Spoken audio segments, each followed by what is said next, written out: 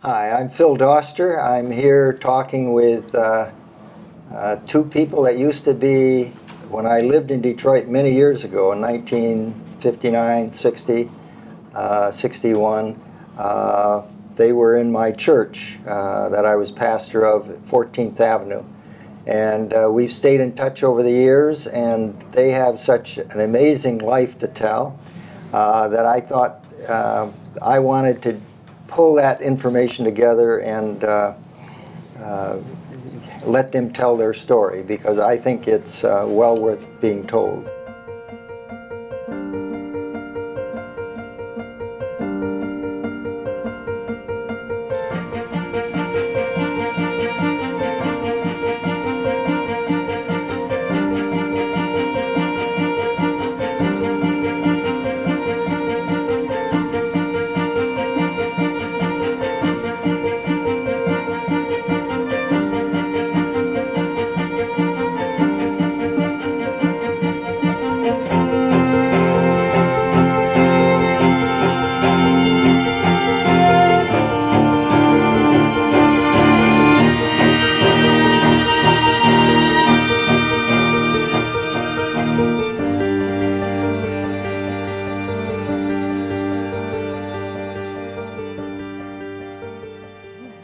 On my left here is Gladys Stallings, Grandma Stallings, and she has 8 children and an adopted child as well, and we'll get into talking more about that. And then next to her is her oldest child, Terry Blevins, and we'll get into, I'll just ask them questions as we go along, because I know they'll be able to tell their story much better than I could. So we'll hear from them.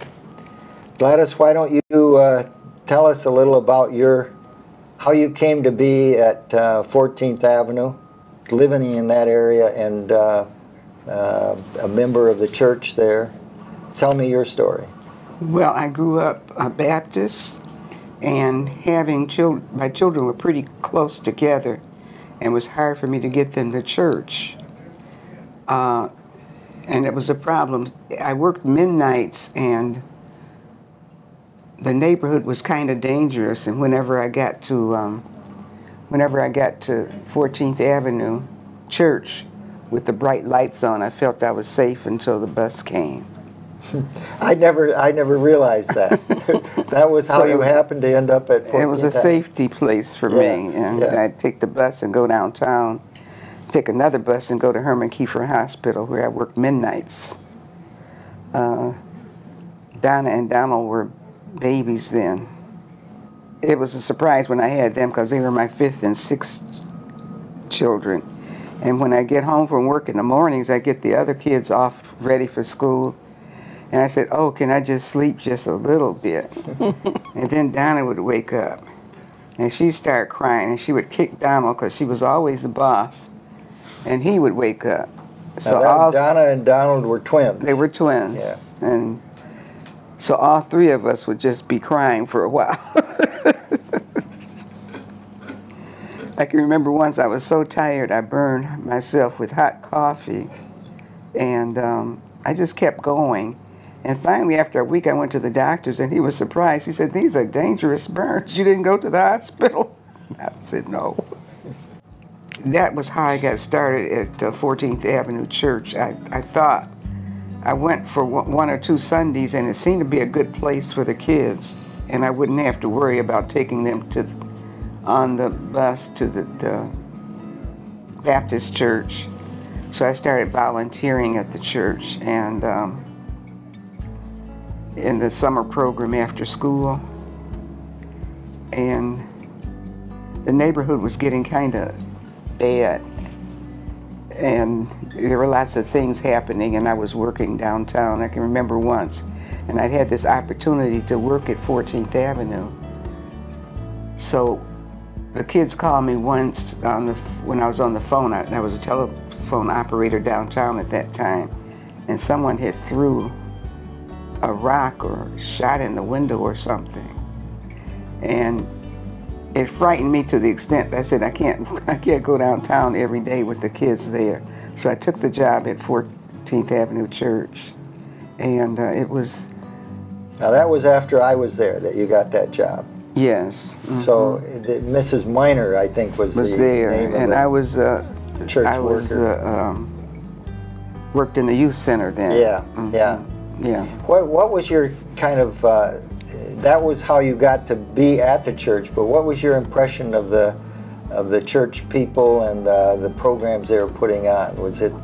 Well, I was excited with the programs because they had a center for after school for the kids, and so it fit your needs. It fitted my needs. And your kids, did you have to argue with them to get them to go, or the? Oh no, they went before breakfast. They had breakfast there. They came back and they had lunch there, and after school they came and they did their homework and played. So it became a way of life for us.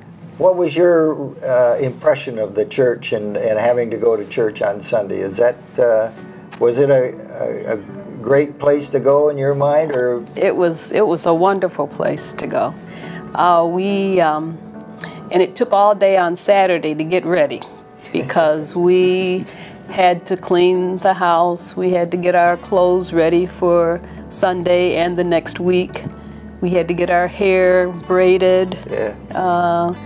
And my mom would let us put on some socks, and we would, she said she wanted us to shine up the floors, but she wanted us to, after we mopped and waxed, she said we needed a little shine on there, a little more shine, so we would have fun too in getting ready all day. It sounded like she was a real disciplinarian. Oh yes, we all had our work to do. Line. Yeah. And at the church, after we got involved in a lot of the programming as we got older, then we were responsible for tutoring, and we were all, responsible for doing something at the church. So that started very early, that we had to give back the experiences that we had. We were, given the opportunity to give it back to others. So that stands out in my mind, and it was a wonderful learning experience. The church was multicultural, and as I look back on it, I find, when I went to Michigan State University, I found that a lot of people didn't have the experience that I had in talking to other people of different races. You didn't realize what you were getting when it was rich. It was really a rich upbringing. We didn't have a lot, and my mom really sacrificed, and that's one thing that I think about with her most, is her love and sacrifice for us, because she would do anything for us. Did you feel that at the time, or was that more later that it came to you? It was later, but I had an experience. My mom came up to the school, and she, I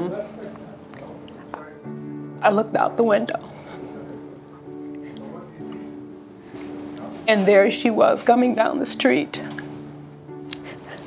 She's tall, so she didn't have the shoes. She had to pay a lot of money for her size shoes because they were quite big. I think she was about 12. I didn't want to say it, but size 12. Size 12. Not 12 years old, but size 12. No, size 12 shoe. So she couldn't buy the shoes that she needed, and we all had shoes. And I had told her that night that she watched me, and she said, "You switched hands," because I wrote with my left hand. Because I have partial paralysis on this side. I was pulled during delivery. I was pulled out of the socket. The arm came out of the socket. They're trying to get me out of the birth canal. So I just had some injuries there, and so I had to go to the Rehabilitation Institute, for exercise and that, because my arm was like this. You weren't a natural left-hander. I was really a right-handed person, I think, but you learned to do it. I had switched, and with all those kids, shit, for her to notice that I had switched from my right to the left, I couldn't believe it. And back then, I didn't want her to come up to the school because, I thought I would be in trouble. But I had a second grade teacher. She was older, and she made me switch from the right to the left. And after a year, my mother found out I had switched. She says, "Why are you writing with your left hand? The doctor says use, right hand. Why? The doctor says use use the left." And so I saw her coming the next day, and I was sitting at my desk. I was in 2nd grade, and I saw her outside, and I thought for sure I was in trouble. But the thing that really I was ashamed at first, because she was kind of not bent over, but her shoes were real run over. And I really didn't want her to come into the class. And I guess that overrode me being in trouble, because I didn't want the other kids to see that she had run over shoes. Yeah. And but then in 2nd grade, that's when I realized the love and the sacrifice that it took. Well, that was one of, as I got to know your family, that was one of the things that impressed me, and I wondered where she got all that. That caring and really attention, because she had her hands full of stuff to do, and she was always helping others. Yeah. And she taught us to do the same. Yeah. That we're to help. So you carried that on. Yeah, and as we got even older, she would get tied up with so many different things. Yeah. People in the neighborhood would come to her. The neighborhood was getting a little rougher. It was one of the worst neighborhoods in Detroit. It was? Yeah, it was? Drugs, I didn't know that. Okay, drugs but and gangs and it was getting yeah.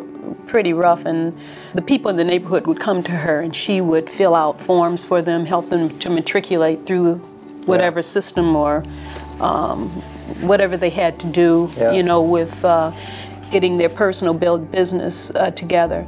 And after we got even older, then she would be so busy with different things. She'll say, "Okay, you'll have to go to my church meeting, and you'll have to go to the block club meeting, and someone else will have to do that." She would just be overextended, actually, and we would have to pick up the slack from that. But getting back to my 2nd grade experience, that's when I really saw my mom and saw who she really was. Yeah.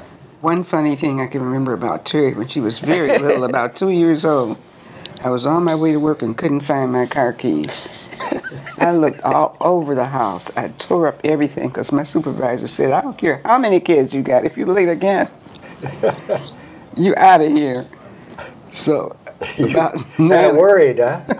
About 9 o'clock, when I was about an hour late for work, I happened to look under the table, and Terry was there with the keys. She had a little apron on, and the keys were in her pocket. I mean, I've been out in the garbage can. I had been all over looking for those keys. Should have asked. One of the things that's always impressed me with you, your family, is the sense of humor you have, even in times of, when painful situations, difficult situations. You always are joking and back and forth and prodding and making comments. It's just a delight to work with you in terms of that. And I remember that way back when, but it's certainly true as I've gotten to know you, reconnect with you in the later years. So. They were very involved in, I belonged to clergy and laity concerned about Vietnam. So before they would skate on the floor after mopped and waxed it, they'd have to get about 200 or 300 letters out. I mean, So way back then you were involved with that, yeah. Yeah. So they were used to doing work. And one of the things they had to do was go to church every Sunday in Sunday school, and they had to belong to one thing in the church always. So that's how they kind of became involved in the church. Helping others and doing the tutoring and serving for the dinners for the people that funded us would come for dinner about once every other month, and they'd help cook and help serve, so they learned how to work with the church. Yeah. One of the articles that you gave me years later, that you wrote, the Days of Doubt and Action, you wrote it in 1977. And it was a summary of your life up to that time. It was what impressed me with that. Some of this might be new to you. I don't know if you've read this before, but it was new to me, and it goes back in your history and the just amazing kind of not just your life, but your parents and your grandparents back. So I'm going to read some sections. This is Days of Doubt and Action by Gladys Stallings, and published in 1977. Being of African heritage, I know little about my ancestors. I am aware that my father's family did have both white and black ancestors. 10 brothers and sisters scattered to different parts of the United States, and some preferred to pass as white persons rather than be subjected to the racism practiced against Negroes at that time. My mother's grandmother was Indian. She was 10 years old when the slaves were freed. Both my parents came from the South, my father from Tennessee and my mother from Mississippi. They met and married in Detroit in 1926. So that's a part of your history I was totally unaware of.